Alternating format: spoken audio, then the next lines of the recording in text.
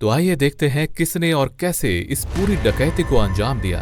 इस चोरी का मास्टरमाइंड फर्नांडो अराउजो था, जिसने इस पूरी डकैती को अंजाम दिया था।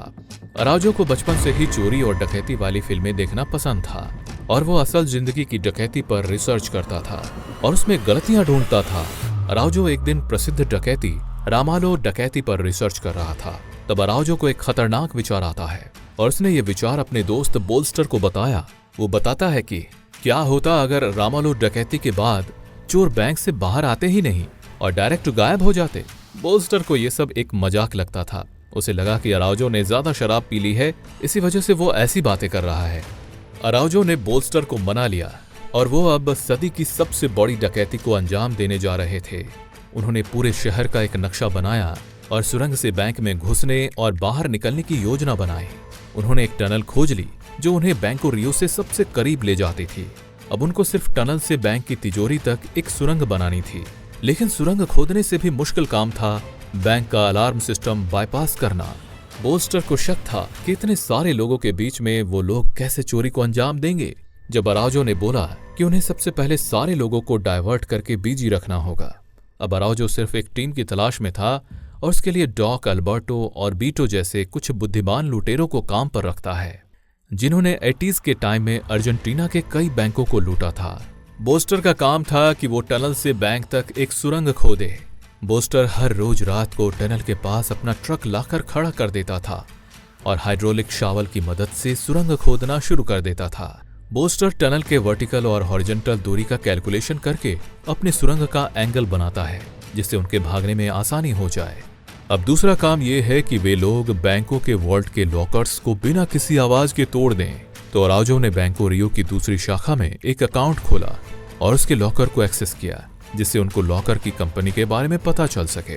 फिर उन्होंने उस कंपनी से कुछ लॉकर टेस्टिंग के लिए मंगवाए और फिर बोस्टर एक ऐसा हाइड्रोलिक जैक हैमर बनाता है जो बिना किसी आवाज के लॉकर को तोड़ने के काम आता है और जिसे टुकड़ों में बैंक के अंदर ले जाया जा सके और बैंकों में ही जोड़ा जा सके।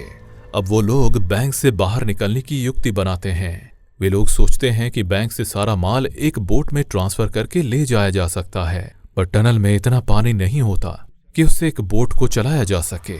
तब बोस्टर ने एक फोल्डेबल डैम बनाया जिससे टनल के पानी का लेवल बढ़ाया जा सके और वो लोग आसानी से भाग सकें। तो दोस्तों, अब आ गया डकैती का दिन, जब सुबह में 7 बजे लोग मिलते हैं और अपनी चोरी को अंजाम देने जा रहे थे। उन्होंने 3 चोरी की हुई कारों को बैंक के सामने खड़ा कर दिया, जिससे पुलिस को लगे कि वो कार से भागने के लिए नेगोशिएट करेंगे। बोस्टर 7 बजे अपनी कार को पेरू के बीच में ले जाता है और टनल में घुसता है। बीटो डॉक्टर के ड्रेस में और डॉक एक कोट में बैंक में घुसते हैं। बीटो ने अपने 9 साल के बेटे से ली हुई खिलौने की बंदूक निकाली और सबको फ्लोर पर बैठ जाने के लिए कहा। तब तक विएट और लुइस पावर कैनन और कुछ और उपकरण लेकर बैंक में घुसते हैं। अब अराउजो के प्लान के मुताबिक सबके पास उनका अलग टास्क है। वॉल्टर पुलिस के साथ बातचीत करेगा, लुइस और बीटो हॉस्टेजेस को संभालेंगे, डॉक वोल्ट में जाकर बोल्स्टर को अंदर आने में मदद करेगा। डॉक दीवार को तोड़कर बोल्स्टर को अंदर बुलाता है। वॉल्टर पुलिस के साथ बातचीत करता है। उसका काम है कि ज्यादा से ज्यादा पुलिस को उलझाए रखे। वॉल्टर ने 3 बंधकों को रिहा किया और बताया कि वो लोग अच्छे लोग हैं, वो किसी को नुकसान नहीं पहुंचाना चाहते। अराउजो ने ऐसा प्लान बनाया था कि पुलिस को लगे कि लुटेरे डकैती पर नियंत्रण खो रहे हैं और वो जल्द ही पुलिस के हाथ पकड़े जाएंगे। ये पूरी लूट मीडिया लाइव टेलीविजन पर दिखा रही थी। अब जब बोल्स्टर तकरीबन 150 लॉकर्स को खाली कर देता है, तब अराउजो वॉल्टर को एक सिग्नल भेजता है और वो लोग भागने के लिए तैयार थे। वॉल्टर ने पुलिस को 6 पिज्जा का ऑर्डर दिया। अधिकारी पिज्जा के साथ तैयार थे, लेकिन 3-4 घंटे तक उनका वॉल्टर के साथ कोई संपर्क नहीं होता। तब पुलिस जबरदस्ती अंदर घुसने के लिए तैयार हो जाती है। जब पुलिस पूरी फोर्स के साथ बैंक के अंदर घुसती है, तब तक सारे चोर टनल के जरिए घर पहुंचकर पूरी चोरी लाइव देख रहे होते हैं। अराउजो नाई की दुकान से लिए हुए कुछ बाल फ्लोर पर बिछा देता है ताकि पुलिस को गुमराह किया जा सके और अपने डीएनए मिटाने के लिए ब्लीच का इस्तेमाल करता है। बोस्टर वॉल्टर की दीवार को एक बड़े कैबिनेट से सील कर देता है ताकि किसी को पता ही ना चल सके कि चोर कहां से बाहर निकले। अराउजो ढेर सारे क्रेडिट कार्ड शहर की सारी जगह पर फेंक देता है ताकि पुलिस को गुमराह किया जा सके। यह इस सदी की सबसे बेहतरीन डकैती है, लेकिन कैसे एक गलती की वजह से पूरी चोरी का राज खुल गया और 7 लोगों को जेल जाना पड़ गया।